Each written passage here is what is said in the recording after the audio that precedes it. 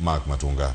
Jatend piny Kenya gino mano lwacho nyocha ka intiere romo gi jo salam. Gigi maneno ka timre sani. Onge maber ni ng'ani ne incompetent e weche mag chike ka ne Attorney General. To pod odhi nyime ogole kanyo miye lemo machielo kama intiere karka. Bende intiere gi geno ni lokruoge motimre sani, mokwongo mogola dendwale alwora okele e thieth. Ogol daktari Deborah Barasa e thieth itere alwora. Kiwacho ni koni mosetame, jofwambo ka osendike nyaka ute fwambo opogore ni ma en incompetent CS. Nyoro ne nitie moro mano ndik ni below average CS. Magi jogi te mantiere kacha sirkal. Dipo ni jatend piny Kenya ong'e gigi, to odhi mana nyime tiyo gi jogi kar mondo mi okaw jok manigi lony e sectors opogore. Kata in kar kae, kama intiere daktari, iyud kumoro mantiere gi lony mari weche mag kompyuta kata weche mag mbui gi lony manyasani. Asago debe. Bang thuolo matin tiwacho ni mano Mark Matunga former days. Oyo. To bende kik bed ni waduto te wadwa ni mondo mi wadonje e sirikal. Kech owala bende nyaka watim. Jok matiyo tije mamoko. Ma an tijega matiyo gi maroma ne ok amanyi thuolo machielo. But king'iyo ni gazet nyocha nogolo ni ntiere waziri moro ma ok ti makare, ma panenyo giwach ni en waziri moro kamano. Ing'e ni bende Cleopas e fwambo ugi kayo ka. Hapa ni Rute manowache guru or something. Manowache ni gazet onge wach likuna tika gazet to bang koserumo to wadhi boyo gago wadhi boyo gorigo mani koro ma digital ni to ke iboyo ga inyalo bogo rigo nago. Seche moko be nitiere gik mundika kaka jofwambo gi keyo mondo o attract attention mar jopiny mondo mi onen tang'o matimore ka. Onge ng'ama inyalo mi tich moro amora kuom thoth migepe gi ma en okonyal tich chutho.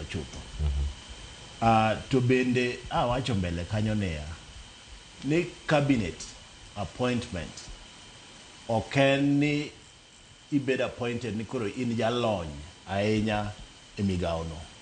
Ibed appointed nikech in ana jakom mar ministry no.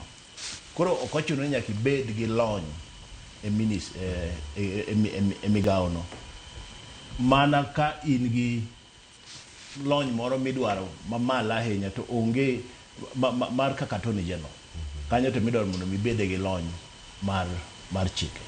Tiseneno thuolo mang'eny ka wan gi jotelo mamoko e migepe mamoko mabende seche moko ng'ato nyalo paro ni kanyo to timo ang'o to oingo ng'ano. To nitiere ga technocrats e sirikal e migawo moro amora mamane tichgi magitiyo. Ma minister en tich ne wuotho gi bandera to gi chair policy to gi temo telo ne weche mag policy. Koro ok dware kit lony miwacho ni nikech an ja computer kora dia bede kom mar ICT. And about leadership, okay, and about the gimilongo ni technical work. Technical work iwe ne joma moko. Dwale osebedo gi Ruto kuom thuolo mang'eny. E siasa ka nitie gimilongo ni loyalty. Namba achiel e siasa en loyalty no. Kopogore gi weche mamoko. Mano e gima kaka in jatelo kaka President Ruto, ka in jatelo kaka President Ruto, mano e gima nyaka ikwong ing'e. To Duale bende king'iyo malong'o e migawo mar thieth ka nyo tungni pod nitiere. Deborah cha bende nyo temo to kacha bet ka tut matin. Koro e rieko mar President owuon wacho ni akel Duale. To Duale ing'e ni wach shacha ing'e ni pod chendo. Koro dwaro bende ng'at moro man gi mbi manyalo rakore kod weche mowinjo bed ni keto irieyo ma en achiel kuom jok madhi timo madhi rieyo kanyo. Koro en loyalty no ema tugo kanyo to bende gi mbi mar tich ema nyo bende president ng'iyo. Koro ok en ni ng'ane kia tich to pod watimo ang'o, pod wakete ka. Nitiere kaka inyalo reorganize. En mana opera mineno migoyo cha. an ok ajawacho ga ahinya kata bed jamani yu kamano to ok ajawacho ga mathoth.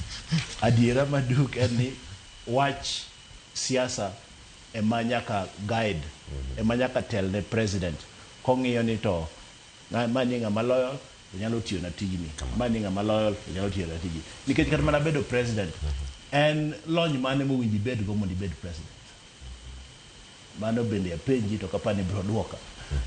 To koro ok ochuno ni nyaka dwale bed daktari e koro konyalo tayo weche mag thieth. Adani mak paro ne kanyo bilian kachel koda